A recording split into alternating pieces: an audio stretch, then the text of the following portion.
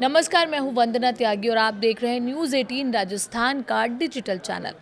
तमिलनाडु में टीवी के सबसे बड़ी पार्टी बनकर उभरी है। हालांकि सरकार बनाने में पेंच फंस गया है। एमके स्टालिन की डीएमके और एडप्पादी की पलानीस्वामी के नेतृत्व वाली एआईएडीएमके सरकार बनाने के लिए साठगांठ कर रही है। सूत्रों की माने तो इस बीच विजय ने बड़ा फैसला लिया है।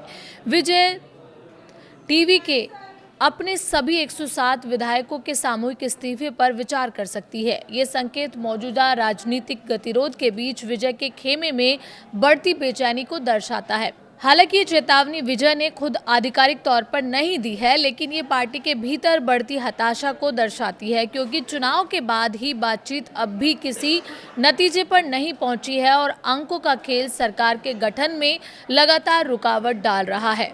पर्दे के पीछे चल रहा है खेल।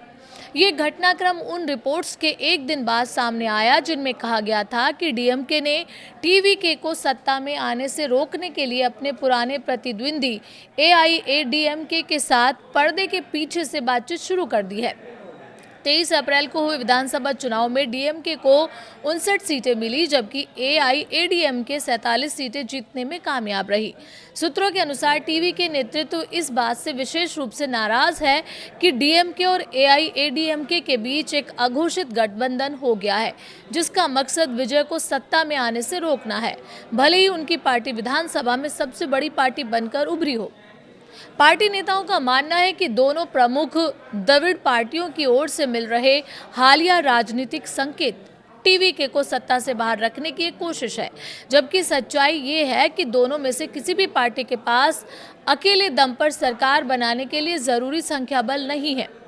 टीवीके के एक वरिष्ठ पदाधिकारी ने पार्टी के भीतर के माहौल को बयां करते हुए कहा कि जनमत भले ही बटा हुआ हो, लेकिन सबसे बड़ी पार्टी की अनदेखी नहीं की जा सकती। टीवीके ने विधानसभा चुनाव में 108 सीटें जीती, जिनमें विजय द्वारा जीती गई 2 सीटें भी शामिल हैं। संवैधानिक नियमों के अनुसार विजय से एक सीट खाली करने की उम्मीद है, जिससे पार्टी की प्रभावित संख्या 107 विधायकों की ही हो जाती है। इसे कांग्रेस का समर्थन हासिल है, जिससे 5 और सदस्य जुड़ जाते हैं और कुल संख्या 112 तक पहुंच जाएगी, जो 234 विधानसभा वाले सदस्यों में सदन के बहुमत के आंकड़े 118 से अब भी कम है। पार्टी डीएमके के सहयोगियों, जिनमें विदु थलाई, चिरू थलाईगल काची, वामपंथी दल और इंडियन यूनियन मुस्लिम लीग शामिल हैं, से सक्रिय रूप से संपर्क साध रही है, लेकिन अभी तक कोई पक्का आश्वासन नहीं मिला है।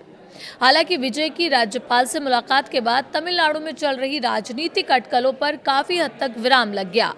अब माना जा रहा है कि जल्द ही नई सरकार का शपथ ग्रहण समारोह आयोजित किया जाएगा। सूत्रों के अनुसार ये समारोह शुक्रवार या शनिवार को चेन्नई में हो सकता है। शपथ ग्रहण समारोह में टीवीके के वरिष्ठ नेता, सहयोगी दलों के प्रतिनिधि और देश भर के कई बड़े राजनीतिक नेताओं के शामिल होने की संभावना जताई जा रही है। पार्टी के अंदर भी इसे लेकर तैयारियां तेज हो चुकी हैं।